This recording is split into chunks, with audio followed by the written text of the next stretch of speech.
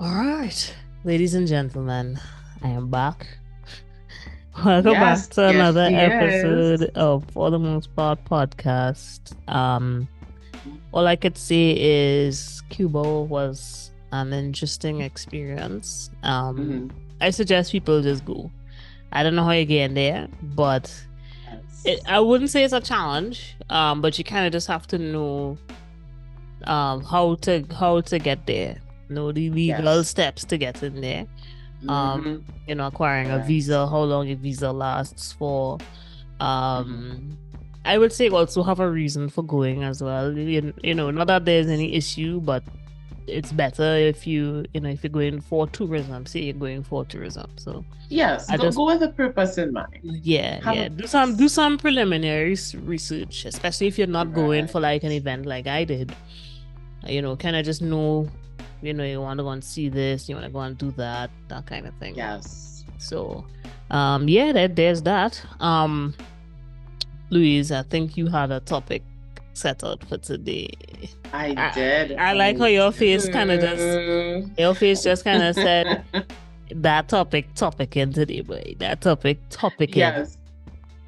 I think the topic is tough again. Kemi, let me ask you a question. Sure. Out of all the movies that you've ever watched about a Mm-hmm. musician, whether it's a soloist or a group, Mm-hmm. what are your favorites? The Temptations. Jackson Right. Okay. 5. Oh There's yeah, that was one. long though. Yeah, I I remember can't that being call. Yeah, I very can't. long. Yeah, it was long.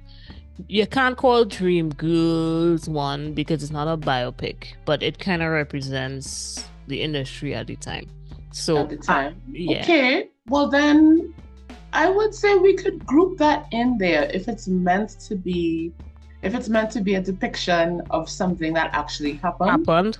It's I possible. would say that we could open it up for some discussion. Right, right. Yeah. There was one more. Um, Ray Charles was pretty good. Yes, Jamie What's Foxx was in that. this guy, this Rick, Lil Richie. So that one was actually really good. The one on Little Hmm. Richie. So, um, and a lot of the actors at the time kind of they had to really kind of study the characters that they were representing, and the reason is because, um, in the time frame to which the characters existed, you kind of had to know what they were doing, how they were acting, who they would interact with, how they would interact with these people. Exactly. The So that's slang yeah, the of the slang. time. Yeah, yeah. So that's kind of that's how I was stuck it. The Temptation was my favorite because of the fact that it was one of the first groups from the 60s that I actually got a full insight to in the documentary. Now there is arguments about stuff in there that might be inaccurate, but you'll see how that stacks up against Mm, the historical timeline. true, true. Yeah. That is so true. Well, Yeah. if you haven't put it together, ladies and gentlemen, we're going to be talking about biopics today. Basically, a Hmm. movie that is about a musician, Mm-hmm. right? I mean, Hollywood has given us, like, I'm having a headache just thinking about how many there are, right? I don't know. Did you see Selena that came out in 1997 Oh yes, that was one of my with other Jennifer Lopez in favorites. it? Yeah, that was one of my other Yeah, favorites. I think she did that justice for sure because there were I people, the agree. family, I've heard the family asked her to continue to continue Selena's legacy, and she turned it down. Really? Yeah, because she was actually doing it justice. Oh, Yeah, and no, she did. I agree.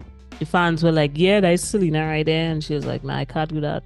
That's disrespectful and whatever. But I um, did think that I mean it also came out in the late 90s, so I'm yeah, considering the time at which I would have watched it. But I thought Jennifer Lopez, as you said, did it serious justice. yeah. Especially, and I think I'm now learning that this movie came out just 2 years after she was murdered. Yes, correct. Correct. I actually didn't realize that the timeline was, you So know, close, yeah. Normally you would wait like yeah, a couple of years, but you see, yeah, a little I think decade maybe. yeah, I Mhm. think Selena's in particular, Selena's life she rose to stardom fairly quickly, and She I did. think she was She also one of did. the first Latin American artists to win a Grammy, I believe. Or Mm-hmm. I'm just guessing, going based off of memory. I could be completely wrong. And she was, I guess, probably one of the first to kind of cross over because she was also releasing covers of popular songs like Donna Summer Mm-hmm. on the radio. Um, Yes. yeah, Yes. so just to give people a perspective, I think that's kind of why they probably moved quickly at that time because she was just very impactful. Her fans True. really really showed support. And back And in I the day, think they had too, a fan shop thing. They had a whole, anyways. it did. But I think how she died, because as we all know, she was murdered. Yeah, Side note, her murderer is supposed to be released, I think, March 2025 or something. Um, because in the United States, parole is a thing. yeah. I think. Is she on parole, or I is have it no that she's idea. just done out her time? I It's have no idea possible. either. It's possible. We could check it and see because it could mean that that she really just did her time. I think she got locked up as soon as so that's a As long time. That's 25 it, years ish, 27. yeah, Selena died in the yeah, 90s, so yeah, 1995. yeah, Yeah. But going back to that biopic, yeah, again, I have to say Jennifer Lopez did not do a bad job yeah, at all. yeah. So the reason why I wanted to do biopics today Oh Lord. was well, if you think about biopics, there's one on, we just said Selena. There's one on the late notorious B.I.G. True. Christopher Wallace. Tupac. Rest in peace, Christopher Wallace. There's Tupac one also. on Tupac. Yeah. And then and so these are dead celebrities. And then on another part of the spectrum, you have biopics featuring the person themselves. Yeah. So 8 Mile Mm. is a biopic of Eminem. Mm. I'm not gonna say how I feel about that biopic. Right. I think it's a bit weird when you play yourself in a movie. Yeah. Well, but that's just how I feel, Yeah. right? But the one biopic that really made me want to talk about biopics was, we have one that's a bit closer to home. Bob Marley, Lord Father. One Love. Oh my. I say Okay. close to home because Jamaica's just up the road. We are Caribbean people. We We don't had to hear talk it. about it. Yeah. We had Yeah. to talk about it, right? Now, I'm just gonna start off by saying, generally, I do not like biopics. Okay. Fair. They are not my first choice. Now, the only way Now, okay. Now, if you tell me that you're making a musician's life into a musical, I Yeah. will definitely get on Well, the board. Temptations biopic, funny enough, is a partial musical because they were live performances. Ah. The Clark sisters was also live. The actresses Mhm. actually had to sing. So, and there was accurate representation of their life story. By the way, all the Clark sisters are still alive. So, and that particular movie got praises because all of the actresses really played those characters fairly well. So just a side note. I like how you went there. I like how you went there. Yeah. Because just as you said, Temptations got its praises. This is the part of biopics that I don't like. I generally feel that biopics, they're not always very good. Right. In terms of how the scenes are set, the acting. I won't even talk about the storyline yet. Yeah. Right? And sadly, it seems that the internet, from what I've seen by and large, the internet does not feel very confident about this particular biopic about Bob Marley. Right? Now, this is not the first Bob Marley movie. It isn't. It isn't, but this one certainly has been given a lot of build-up. Okay. A lot of build-up. Sure, there's a bunch of marketing that went into it, but continue. And that's, yes. Oh yes, this film was heavily marketed. And Okay. of course, in in hyping up the movie, of course, people are talking about who's going to star in the movie, who's going to play Bob Marley, who's going to play Yeah. Rita Marley, who's going to play Peter Tosh. And they Mm. ended up not including Peter Tosh. But I won't go into that right now. Mm-hmm. The thing is, the actor, the lead actor, I don't remember his face. He's a British guy, Mm-hmm. Kingsley Ben Adair. I thought he had Caribbean roots. Um, He looks doesn't? wise, no, but I have to, but let me fact check that, Okay, no right? problem. But he is a black man, Okay. and at first glance, the Guardian, not the Trinidad Guardian, the Guardian based in, I think it's the UK Guardian. Mm-hmm. They have given this film 2 stars. Interesting. 2 stars. Mm-hmm. 2 stars. This is a movie that people have been looking forward to for months Right. because Bob Marley is probably one of the, if not the biggest name in reggae music. Yeah. If we think He about is the the name. entirety of, yes, he is the name. You know He about the is big, the the big, one name. of the biggest. He is the name. Yes, he is the name. He is the name. And people who know, know. And people who don't People who know. don't know, right? But so this is a big name in reggae. Big name in reggae. And he didn't just put Jamaica on the map, He put the Caribbean on the map. And yes, he did. He did. So I'm really happy that this biopic came out, right? Yeah. But I'm not happy about the actual biopic itself. Now, I haven't seen it yet, ladies and gentlemen, full disclosure, but the reviews are very telling and they're not very positive, right? A lot of the reviews I've read, they seem to talk about it being very sappy and not really focusing on parts of the storyline that should be considered most important. So, as I was telling you yesterday, Peter Tosh isn't depicted on screen.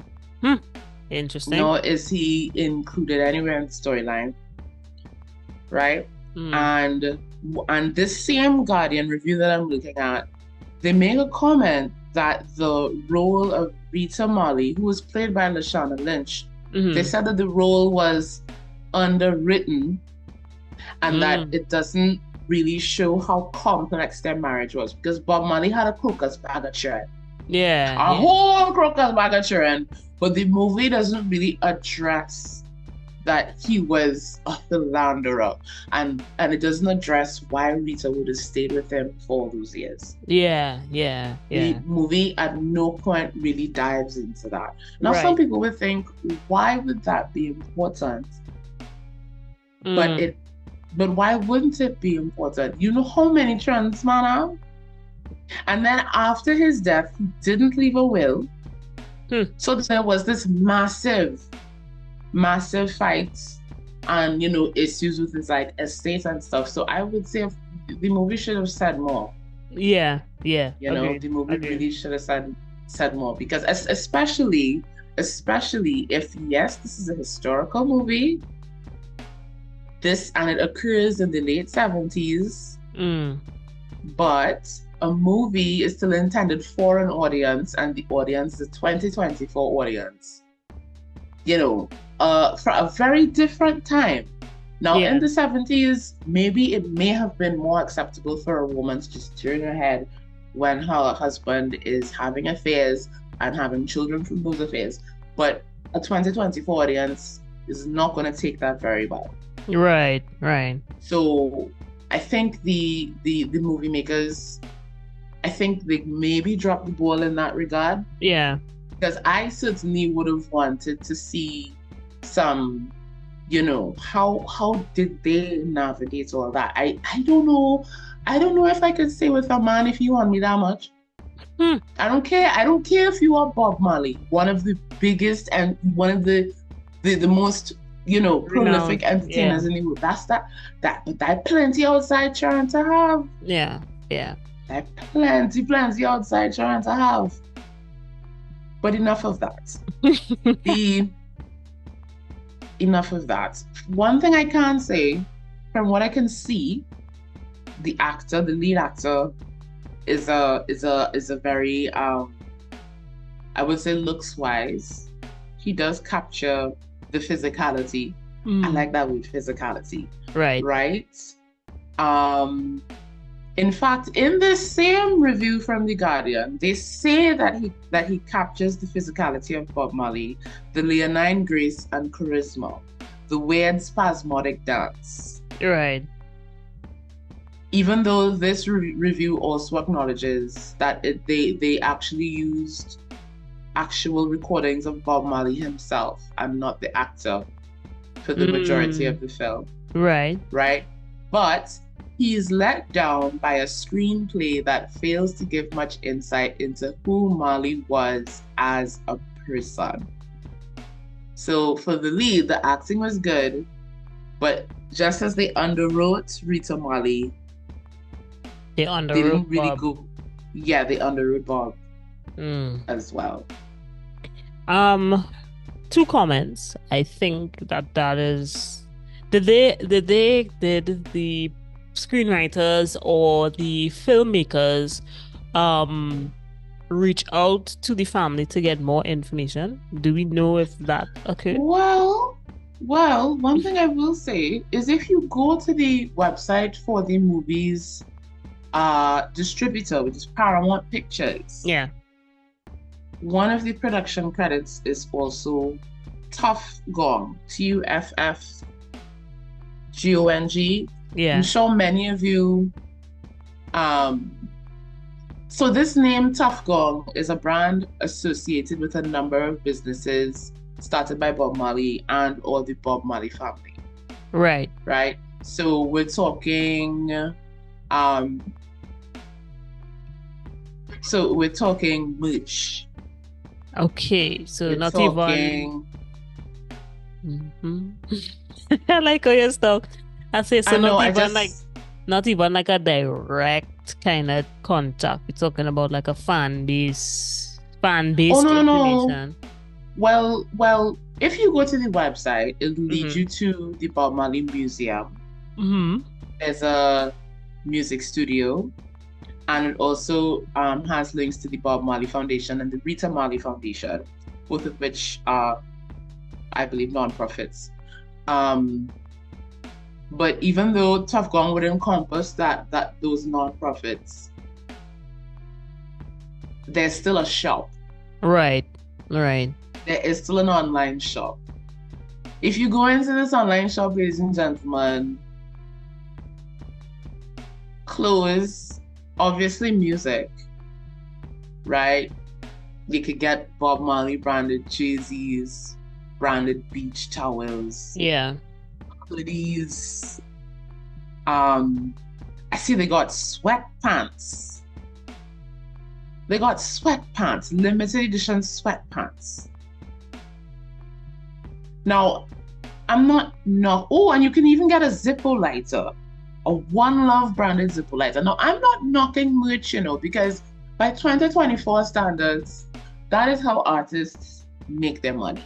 Yeah. Okay, some artists, if they push their merch hard enough, I'm sure they make a good income from merch. I'm not knocking the merch. But I can't help but think about Bob Marley's music. And I'm not sure that this sort of commercial empire that his estate has is what he would have really wanted for himself today. Right. Which includes releasing a biopic. Because the biopic obviously was not produced not for profit. Okay?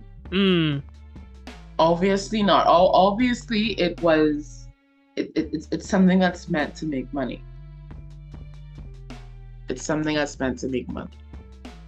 Right? If I'm not mistaken, I think it was $16 million US, but I really want to confirm that. Right. I really want to confirm that. But that's a lot of money. I That's a lot of money. guess let me just do a quick search here, right? I'm Because seeing that the box office gross in the USA was 82.8 million in all. Um, I think it may have been 60 million on its first day, I'm not sure. right. But so far the figure I have is 82.8 million US. Okay. So I did Google search um for highest grossing biopics. This is just Yes. off of Google, Bohemian Uh-huh. Rhapsody. Oh my heaven. I heard that This was was awful. the no, Bohemian Rhapsody was actually very good. It was. Yes, Okay. it was Okay. very Good. good. Good. Now, again, people will have their opinions, but in my personal experience, I think that Bohemian Rhapsody actually was really good, and Hmm. really kind of followed the whole story there. The Greatest Showman, 84 million, A Beautiful Mind, 60 million, Catch Me If You Can, 52. So, and Elvis, 85 million, Oppenheimer, 100 million. This is in no particular order, right? But Hmm. again, 16 million. How long ago was this movie released? What's that? One Love? Yeah, Valentine's Day of this year. right. So we still have a little ways to go, but most likely this will be based on the trend. I want to suspect that this is probably going to be a biopic flop in terms of sales. It's probably not going to gross as high as we think.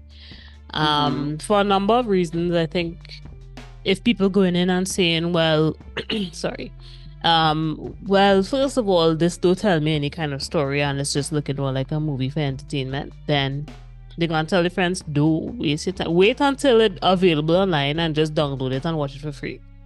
Hmm. This is what most of us gonna do anyways. We wanna Yeah. see why we wasn't gonna pay 100 TT or 15 US to watch a movie. You Mm. understand? I am Hmm. 100% certain. I don't know if that movie reached Movie Town yet. Ain't I no think it business. did. If it I'm not did, sure. it's not a smash hit. You know how when Avengers reach Movie Town, the men couldn't even get inside Movie Town, the It parking lot, had the ramp, traffic, big brother. Brother, traffic. it had traffic. It had traffic, dog. All the way down Yeah, by Bob, John I don't. D. Listen, I don't Yeah, think you all understand what we're saying. My point is that dread. there's still a long way for this movie to go, yes, but Mhm. also you have to be careful with biopics. They are Yes. they are somewhat sentimental for a lot of people. Good. Yes. Um, Nice word. because Sentimental. you're most welcome. Because you remember it's attempting to embody um the the essence of who somebody was or is, Yes. depending on if they're Exactly. alive or they're dead. Um, Exactly. and so sometimes, like, if for example, if like when I would watch the Temptations movies, I would ask my father, is this what really happened? He say, well, I can't really remember, because a lot of the times these kind of biopics, they just kind of add stuff for flavor, for dramaticism. Although, so for instance, And like that is a say, point. so for instance, like David Ruffin, he must he didn't leave the Temptations in one moment. He left the Temptations over a span of a year, for instance, and that is the kind of thing that makes the biopic. How do you depict a man exiting a band, for instance? How you doing? Go and do that in a minute. You gotta spread it out over the space of a Exactly. certain time. So And remember, when we're talking about things for screen, right, and we're speaking of a movie as a work of art that is going to be consumed by an audience, yeah, the audience needs to be captivated at every moment. true, So who knows? There may be a bending of the truth, a slight retelling of the truth in order to mm-hmm. make the dramatic element of it, a bit more gripping, Yeah, captivating, compelling. yeah. And then, but then mhm. that also means that what that seemingly boring parts of the original storyline may be left out because they may not necessarily add to the drama that's going on, which I think is a bad thing because the boring stuff is just as important as the As quote the unquote dramatic drama. stuff. Yeah, yeah. So I mean, guys, it's just something that you want to think about when doing biopics. It's never a simple thing as and you know what's crazy? Um, after watching the Temptations biopic and watching it several times at that, for instance, or you watch and the same thing goes for like real life event movies like Sully, the movie where the pilot basically land on water. Most of that was fairly accurate based on the having watched the air crash investigation video a couple of times and watching how Tom Hanks and the other guy really embodied the characters. Now those two captains are still alive, but my point is that entire movie was based on landing a plane in the middle of a river. I can't remember the name of the river, but I think it's not Boston. But they landed You're talking plane. about a commercial passenger plane. Yeah, it was United Airways flight something. And they legit had to like land the plane because the birds flew through they flew into the propellers of the plane, and it's a brand new, I believe it's an Airbus as well, so that makes it even more fancy. But my point is that throughout if you go on and watch the air crash investigation videos and you watch the interviews with the captains and you watch the video analysis,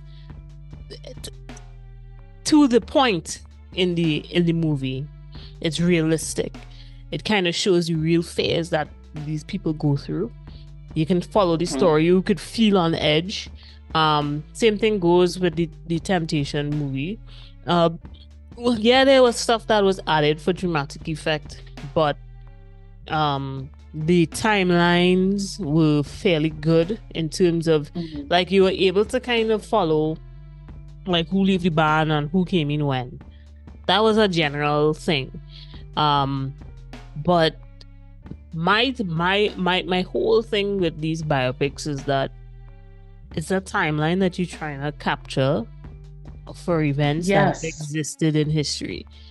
And if you make one mistake,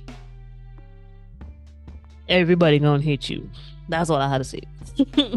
I do agree. I do agree. However, I think the problem with biopics is that if you do a biopic on someone who's been dead 10, 20, 30 years, I feel like the people who would have been alive at the time of that person's death, especially if, let's say, like in Bob Marley's case, he died when he was 36. Yeah. And let's say you were in your 20s at that time. How old would you be now? One, and two, would you be still alive to be able to take in that biopic? And three is, again, I'm going to, as I said before, this is for a 2024 audience. So if you're talking about events that have happened many years ago, chances are your existing audience may not be as knowledgeable about the events as, let's say, a person who was actually alive back then and watching it happen. I'm not saying that makes it okay for producers and scriptwriters and stuff to craft a movie that is not 100% accurate. I'm not saying that makes it right. It actually doesn't. Yeah. It doesn't, but I can't help but think that it must be much easier for them to get away with minor retellings of the truth. Yeah. I feel like in biopics there is a lot of room. There's a lot of room for that nonsense. I feel like there's a lot of room for that, because at the end of the day, it's not like you're writing a biography as in a book that a person could read at their leisure. No. Yeah. You're crafting a work of art that lasts for an hour and change, and you need to make the most of every single second of that hour and change. Yep, correct is right. So, and that's a good point because a lot of people kind of feel, as we've been saying, you kind of can't, it's not a lapdash thing. And I want to assume that these creators had a couple of years to kind of get the story right. Yes. As far as I know, the Paramount probably had the rights for a good couple of years, and they just couldn't do anything with it. Do something right now. What do you mean? Well, why is it that we are here? And you had 10 years, let's say. I don't know how much time you had, but you had 10 years to kind of get your act together, and you just, I'm just gonna flavor it with some like salt and pepper. Yes, and that is precisely what many biopics are. Yeah. Let's just flavor it with some salt and pepper. Let's package the story in something that we can sell. Exactly, and hope and pray that nobody gonna notice. But everybody who knows these characters and knows these individuals are gonna say, but he didn't really have that. Like, so for instance, Paul Williams of The Temptations was not just a drunk. The man had sickle cell, and nobody knew that because the biopic didn't say that.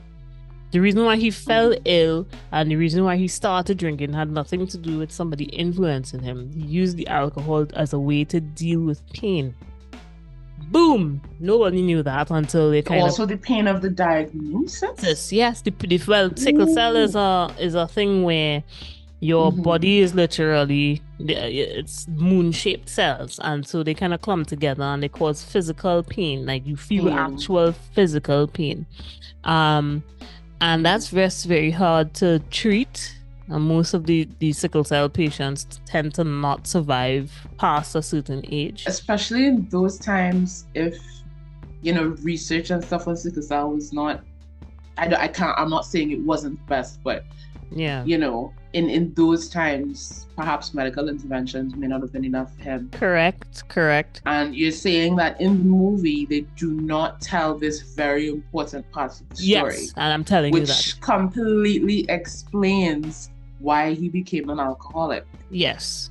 And that's really interesting. I think that, and the thing is that a lot of the time, when people watch, and when you watch the movie versus when you watch live performances of the Temps, you could tell when somebody's in pain versus when they are inebriated. And 9 times out of 10, this man was just not inebriated. He was just in pain. And remember, Temps was a big band, so they basically were performing almost every night, every 2 nights, every 3 nights, touring the world. And it's just like, well, I understand now. And remember, ladies and gentlemen, didn't have Spotify back then to say, yeah, you go stream a little Temptation song while you're taking a shower with your Bluetooth speaker. Didn't have anything, right? If you want to make money, you gotta go on the road and sing. Yeah. You gotta go on the road and perform. So it had no, I'm feeling sick. No, you. So I get it. I get it. Yeah. I get it. But I think what I would say about, even though I haven't actually seen that one, but it does sound to me like diehard fans could say that it does do the group some justice. Yeah. It sounds to me like that. Now, I am a diehard Bob Marley fan. Yes, I have not seen the biopic as yet, but I have been reading what others are saying. I will go and see it myself at some point because it's not fair to make judgments based on other people's opinions. I go and watch it now. But I'm going to try to watch it at some point. But the feedback tells me save $100. Yes, the feedback tells me this is not something that is going to add to my love for him in any way. It's kind of like that's the same comment that a lot of people who, and again, I love to pick on the Avengers fans because there's a whole timeline and men are like, Marvel is just making this very difficult for us to be fans because the movies have changed a lot of these storylines. like characters who don't die, and I understand, men like Tony Stark who had 17 years of Avenger life, but I mean, there's always in the Marvel universe, there was always a way out for most of these characters, and when you keep writing the story, you change a lot of these people's history. People's history were in comic books. So, for instance, when I asked my dad, "Do you remember this, and this?" He would say, "Well, in the comics, that's not what happened, but I guess this is what's gonna happen now." So, What I would argue is taking anything that has occurred over a very long span of time, whether it is a person's entire life or a series of comic strips. Yeah. Because if you think about how many comics there are about the Avengers, you would probably need years to go through all. Or if you're talking about, let's say, a series of books like The Lord of the Rings. Yeah. Took me almost a year to finish that series. That was many, many years ago. Wow. Right? But I was taking my time. My question is, how do you take all of that and truncate and condense it? Yeah. And truncate. I love that word that you use. How do you truncate all of that? It means that every single side story, every single side quest, it's not going to make it to the screen. And I think part of the problem is I'll go out on a limb and say this. I want to believe that the script writers are not necessarily fans of the universe itself. Yeah. It feels like they are just professional writers who have the story, but it may not necessarily be, we are fans of the comic. We know how the story is structured in the original way. Yeah. In the original way, and we are going to try to stick to that as much as possible. It is clear that has not happened. It is clear that if fans who know the entire story are saying, "Nah, this ain't it, bro." Yeah. Then it's, you have to. But how do we tell a writer, "Hey, truncate it like this"? We can't do that unless we pouring out real money. Yeah. Unless we are pouring out a bunch of cash, it's going to be very difficult. Or we do the story ourselves. And that's what seems to be the case for a lot of independent filmmakers. When they're making their films, they take the time and really drench out the story. So even if it's in like 3 and 4 parts, it's in 3 and 4 parts, but you get the general sense of the entire story. Yeah, that's correct. Yes. I get what you're saying. Yeah. Yep. I think they did that with The Godfather. Yeah, that's what happened. And and I feel like a lot of movies these days, and maybe it's just me, because I'm a movie fanatic and I do a lot of script writing in the background and that kind of thing, but I kind of understand the challenges with rights. And it's possible with like a movie with like The Godfather that they had the full rights, so they took their time to really put out the entire story. Possibly with one. We have the input of the original writer. Yeah. It is entirely speculating here, ladies and gentlemen. We're speculating. Yeah, speculating. But I also want to assume that with One Love, they probably had to go through a lot of hoops. Even if they had the rights, they probably had a lot of backlash from somebody somewhere. And this is what I am assuming. We have to remember too that when you especially Tough Gong is one of the production companies, eh? Yeah, I know. But what I'm saying is that think, for instance, if we were to do a biopic on Diana Ross and the Supremes. Do you understand? Yeah, exactly. No. We would have to. Because I'm already thinking to myself, it costs money to reproduce that music. Not only that, but it's going to cost you. In terms of the rights to reproduce it, is what I mean.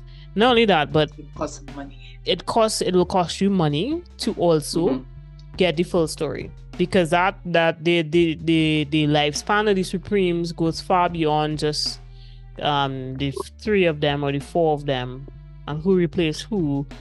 And then additionally, what I would say as well, sorry to cut you off, what I would say as well is if I look back at my own experiences, if I look back at certain band practices that I've been in.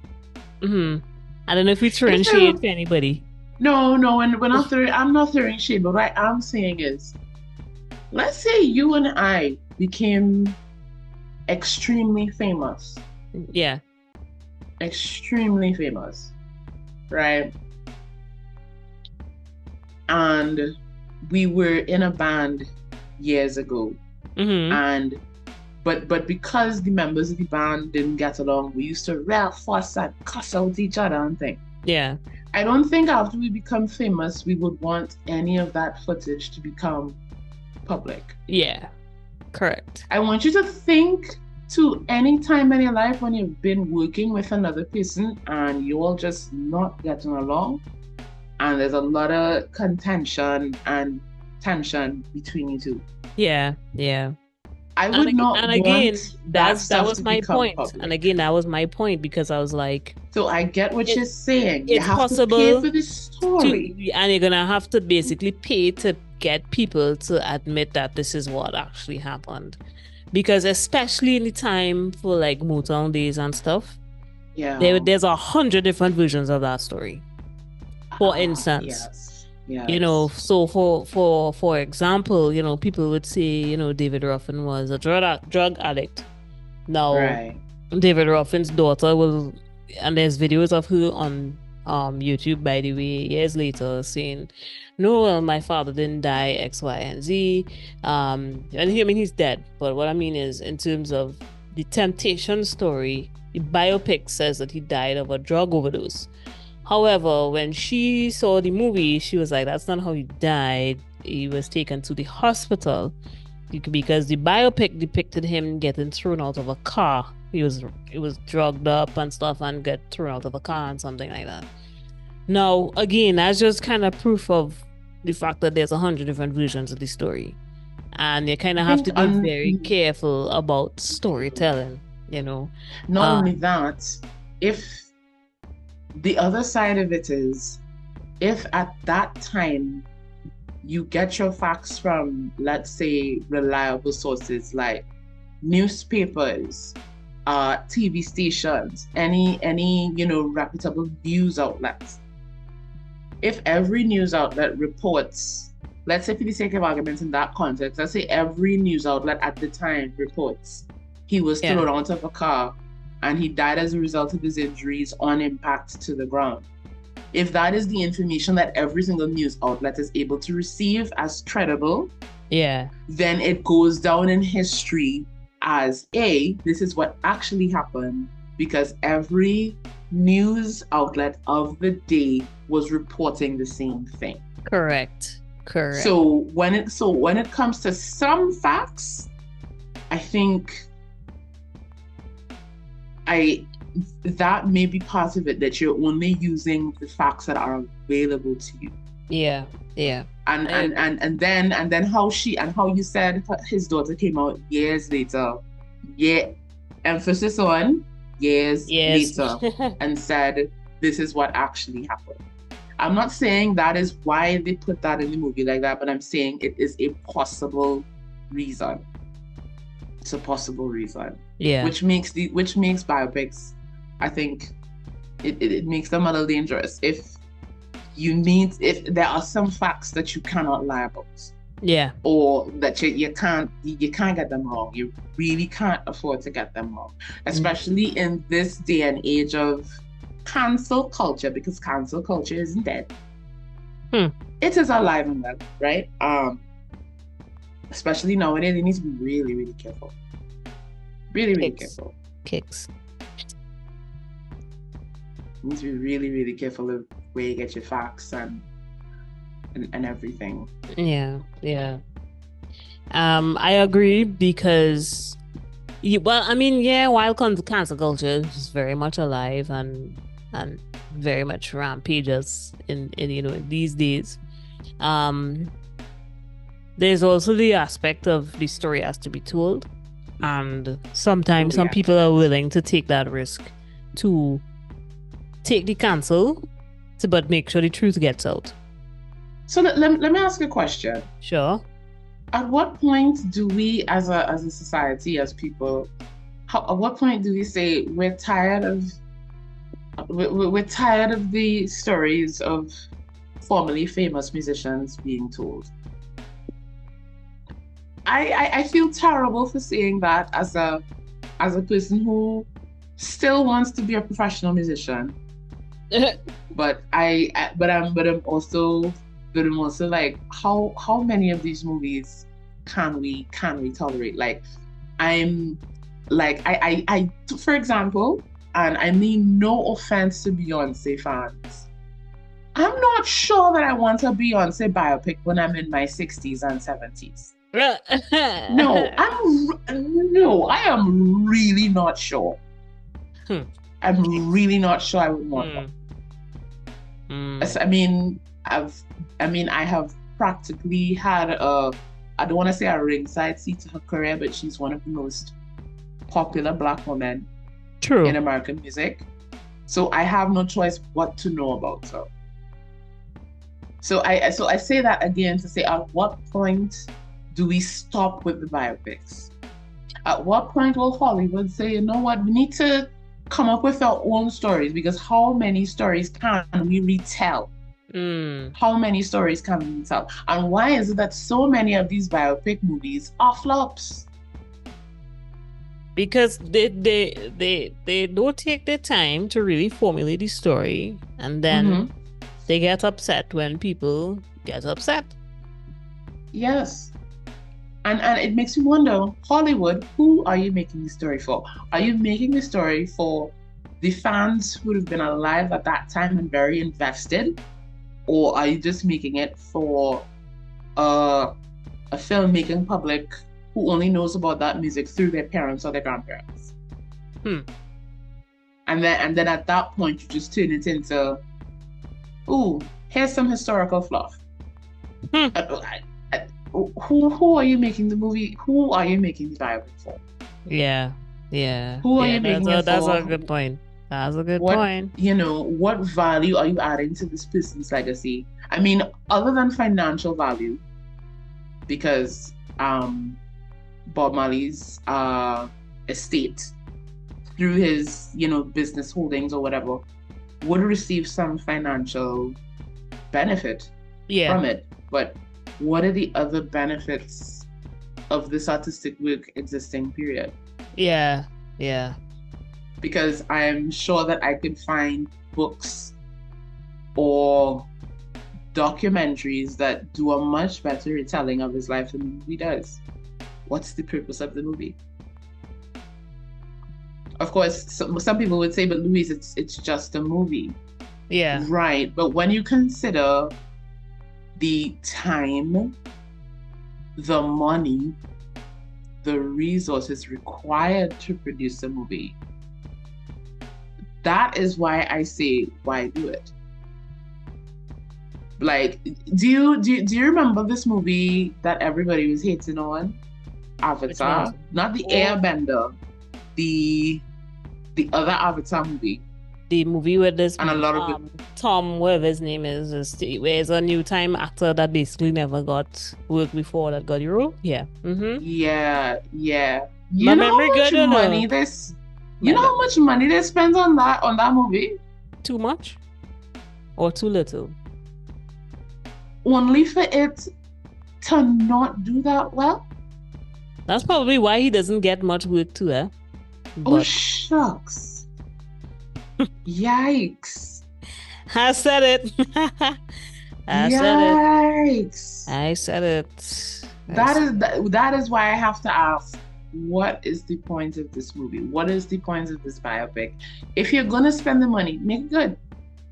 Make it decent. Make it something that we could look back at and say, yes. This gives me a warm, fuzzy feeling. And also, I think biopics give writers kind of like an easy way out, because it's possible to like pad like maybe I dare say 15 to 20 minutes of just the artist's music playing in some context, which gives you enough, which gives you time that you don't need to worry about dialogue or any real storyline or anything like that. I'm not knocking biopics out, but I will, and if you don't, I will. Nah, it just makes me ask these questions. Yeah. What's your point? What are you doing it for? What are you trying to achieve? What's the benefit? What are you trying to achieve? Yeah, what is the benefit? Exactly. What is the benefit? And you know what? I'm not even gonna just knock biopics for that. I'm gonna knock any movie that attempts to retell some sort of story from some point in time, whether it is, I'll use Sarafina as an example. That is a musical based in apartheid South Africa. Right. I remember that. So I will ask this of any sort of biopic thing. What is your point? If you're setting it in a particular time, what's the story you're trying to tell? Yeah. And if you're not telling the story of that time properly, laugh it. Sarafina is a good example, by the way. Sarafina is amazing, by the way. Even with Whoopi Goldberg in the mix. Yeah. Smashing musical. Smashing pumpkins. Smashing. But again, what's your point? What are you doing? I like that question because it leads us to it allows us to soak, because honestly, guys, that's kind of what we need to be asking ourselves a lot of the time. You know, what are we doing certain projects for? What is the long-term benefit to us? Is it that we want to make money from these kinds of things, or is it that we just want to make a project that is memorable or in memory of someone? You know, that's kind of the question that Louise is asking. We're doing it for. Yes, exactly. Now, doing something in memory of someone, that is beautiful. That's absolutely beautiful. Hell, one source I read said that Ziggy Marley said in the beginning, like before the movie actually starts, he says to the audience that this is supposed to be an authentic depiction of his late father. Right. So if you want to do something in loving memory of someone, absolutely do the thing, because grief is a thing that don't stop. Yeah. Do it by all means. Do it in someone's memory, but don't disrespect the memory by getting the memory wrong. Don't disrespect the memory by taking the wrong parts of the memory and putting them at the forefront. If you want, oh gosh, do it in loving memory, but do it well. Yeah. Do it accurately. Yeah. What is the point? What is the point? What is the point? Yeah. Agreed. And I feel like a lot of biopics get it wrong. Yeah, they get it wrong. It's just an excuse to do it because it makes them money. It gives them a fan base to say, "Oh, we spoke about Bob, and we spoke about this one, and we spoke about that one." And then at the end of the day, sorry guys, I just had to adjust the mic a little bit there. But at the end of the day, yes, in the beginning, you know, the end goal, as I said, is you are trying to encapsulate the essence of someone's memory. If you cannot encapsulate that memory, then don't try to encapsulate nothing. Yes. Go and make up a whole next story. Make up a fake character. Yes. Make up like a fake character. I don't want to say this, but I would take a fake reggae artist. It could have similar storylines in between, You know, there are Mm-hmm. lots of movies like that, by the way. Dreamgirls is one of those. It's not exactly a thing that is directly pointing fingers the uh to the Diana Ross and the Supremes, but everybody could kind of infer. That's kind of what it was. Yes. Or Martha Yes. Reeves and the Yeah. Vandellas, but it's four of them and not three. So you kind of just knew that that's what it was about. Mm-hmm. But at the end of the day, guys, it's really all about, as I said, they wanna be telling this story in the most right way possible. Yes, you do. And the most right way possible. if it's not about profit, then it's not about profit. There are movies out there that are not about profit. Maybe a biopic could be like the Titanic. There are aspects of that movie that are actually really, really well done because what's his name? James Cameron. James Cameron, yeah, he literally went through story reports of people who would have described who were there. They would describe the particulars of the singing of the ship, certain sounds that they heard, certain feelings that they felt, where they were, what they saw. Most of them probably had My passed. understanding is, you remember those musicians that were on the deck? Yeah. My understanding is that is based on truth. Yes, that is true. I'm not sure if the guy actually said it's a pleasure to have played with you tonight, but certainly them playing on the deck down right to the when end. things was getting yeah.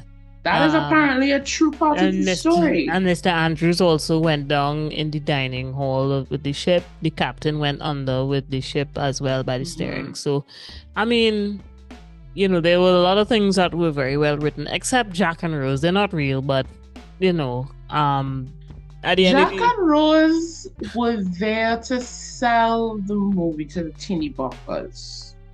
But at the same time, the teeny boppers are upset because the two of them could have fit on the board. But that's our next topic. And all I want to say is that if they were meant to survive, they would have survived. So, James Cameron. And it was also not a true story. Well, no. The sinking of the Titanic. No, yes, that was true. I'm talking about James and how he named Jack and how she named Rose. Yeah, that was not true. That was just thing for the teenage girls to want to go. Yes. Listen, I did not want to see Titanic because I thought, oh, a masterful storytelling of a tragedy that happened so many years ago. Yeah. Oh my, how historically enriching. That is not why I saw the Titanic. That is not why. I only saw Titanic for 3 reasons. Leonardo DiCaprio. That's it. That is why I saw it. All right, guys. I think we've accomplished all we needed to accomplish today. That's a wrap. Listen, she saw Titanic. She saw Titanic for 3 reasons. Yes. All right. But I have no shame in saying I do rewatch that movie sometimes because of the fact that it's really well written for the story. I agree. And the effects for the time given are just absolutely brilliant. The shots, how it was edited. Most of that stuff, they built half the ship, so that is wild to me. I think what I love is how they really captured the opulence and decadence of the decor in first class. Yes. The furniture, the cutlery, the linens. Beautiful. Yeah. But let's have a conversation about that in another episode. I think and there are aspects of that musically wise I would love to explore a little bit. Musical themes that kind of and I actually rewatched that movie, funny enough, just to hear like certain sound effects to see hints of impending but there are some of those in there, and I would like to dig into that next time. Louise, thanks for bringing up this topic because I think it's fair to say that biopics have just generally, if done poorly, they are money-making machines. Yeah, and there are a few that are actually very good. Oh yes, there are a few that are Yeah, actually very good, but they are generally money making instruments, and at the end of the day, it's not like going back to the biopic that started it all. correct. It's I don't think the movie is generating any sort of funds for any sort of real, I don't know. Yeah, I'm sure that the money is just going back to the investors, yeah, yeah. and But that's something we could dig up and find out. Guys, drop a comment. What have you all seen the One Love movie? Let us know. Um, hmm, I'm what are your interested thoughts? in yeah, I'm interested in finding out what you think in terms of how well it was done. Particularly older generation, because I know that you all would have grown up with Bob at the time of certain records releasing. Did Mhm. it capture, and some of you would have probably very well been at some of those concerts. Did the actors capture the essence? Mhm. Did the overall movie sell a lot of how these songs were produced? And Mhm. maybe a good set of people we could talk to would be like Mr. Martin Raymond, um, and some of Mhm. those other more experienced producers who would If have you are understand. Jamaican, or you grew up with someone who's Jamaican, or you have Jamaican family, tell us what you thought of the Jamaican accents in the movie if you saw the movie. Yeah, Did they I'm interested. sound did they sound genuine? And this is a serious question. We want to know your thoughts. Yeah. All right, guys, I think that's it. Like, share, comment, subscribe. Oh, things are on the up and up. We are planning to relaunch the website. There's just a number of things that need to line up before we do them. We will be back in full swing on a full set, hopefully sometime soon. I don't want to say Hopefully. too. I don't want to say too much too soon. But we look out for that. We will be relaunching most of our merch. Please just add something to cart buy for like 10 of your friends. The t-shirts are inexpensive. We do have the US version, so for persons in the US and outside of the Caribbean can order those on the site. And if you guys want the t-shirts that we have locally, just let us know. Drop a comment, send a message. We do print in by order only, so yeah, make sure you get your Yeah. money up front. Yes. That way you could get your t-shirt in about a week's time. Cups, we still have some of those cases to come. Smartphone cases, that is. So guys, that's it. Like, share, comment, subscribe, and we shall see y'all, and we shall hear y'all on the next one. Peace Next out, one. guys.